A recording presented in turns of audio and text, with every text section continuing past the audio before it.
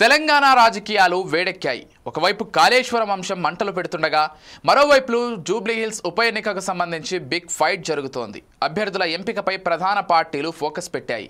ఈ క్రమంలోనే జూబ్లీహిల్స్ రూపంలో రాజకీయంగా హోరాహోరీగా తలపడనున్నాయి ఆయా పార్టీలు.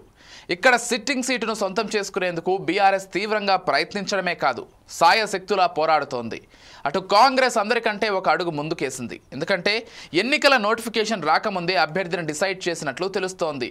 మొన్నటి వరకు అజారుద్దీన్ పేరు వినిపించినా ఇప్పుడు కొత్తగా నవీన్ యాదవ్ పేరు తెర మీదకొచ్చింది. జూబ్లీహిల్స్ బైపోల్కు టైం దగ్గర పడుతున్న కొద్దీ రాజకీయ సమీకరణాలు వేగంగా మారుతున్నాయి. అయితే ఈ ఉప ఎన్నికలో ఎవరిని నిలబెట్టాలి అన్న అంశంపై రేవంత్ నేతృత్వంలోని హస్తం పార్టీ ఓ క్లారిటీకి వచ్చినట్లు తెలుస్తోంది. ప్రస్తుత ఈక్వేషన్స్ ప్రకారం నవీన్ యాదవ్కే కాంగ్రెస్ టికెట్ వచ్చే అవకాశం ఉందని ఇటీవల మంత్రి పొన్నం ప్రభాకర్ ముందుగానే హింట్ ఇచ్చేశారు. ఆయనకే జూబ్లీహిల్స్ టికెట్ అంటూ కాంగ్రెస్ వర్గాల్లో జోరుగా చర్చ జరుగుతోంది. బీసీ వర్గానికి చెందిన నవీన్ యాదవ్ జూబ్లీహిల్స్ ప్రజలకు సుపరిచితుడుగా ఉన్నారు. ఎప్పటి నుంచో స్థానిక సమస్యలపై పోరాటం చేస్తున్నారు. ఇక్కడి నుంచి 2 సార్లు పోటీ చేసి ఓడిపోయారు.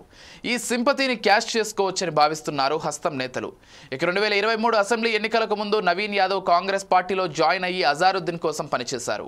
ఇక మరోవైపు కాంగ్రెస్ నుంచి ఆశావాహులు ఎవరి ప్రయత్నాలు వాళ్ళు చేస్తున్నారు. 2023 అసెంబ్లీ ఎన్నికల్లో జూబ్లీహిల్స్ నుంచి పోటీ చేసి ఓడిన అజారుద్దీన్ ఉప ఎన్నిక బరిలో నిలవాలని భావించారు. ఈ క్రమంలోనే టికెట్ తనకే వస్తుందని ధీమా వ్యక్తం చేశారు. ఇటీవల ఢిల్లీ వెళ్లి కాంగ్రెస్ అగ్రనేత సోనియా గాంధీ, రాహుల్ గాంధీలతో వేరువేరుగా సమావేశమయ్యారు. ఈ క్రమంలోనే అధిష్టానంతో పరిచయాలు ఉన్న అజారుద్దీన్కే కాంగ్రెస్ టికెట్ దక్కే అవకాశాలున్నాయనే ప్రచారం సాగింది. మరోవైపు చూస్తే కాంగ్రెస్ పార్టీ నుంచి రేసులో పీజేఆర్ కూతురు విజయారెడ్డి, నాంపల్లిలో గత ఎన్నికల్లో పోటీ చేసి ఓడిన ఫిరోజ్ ఖాన్ పేర్లు కూడా వినిపిస్తున్నాయి. ప్రస్తుతం బీఆర్ఎస్ ముందున్న ప్రధాన లక్ష్యం జూబ్లీహిల్స్ సిట్టింగ్ స్థానాన్ని కాపాడుకోవడమే. అధికార కాంగ్రెస్ మాత్రం ఈసారి ఆ స్థానాన్ని ఎలాగైనా దక్కించుకోవాలని పలు ప్రణాళికలు రచిస్తోంది. అజారుద్దీన్ని కూల్చేసేందుకు గవర్నర్ కోటాలో ఎమ్మెల్సీ ఇస్తామని కేబినెట్ ఆమోదించింది.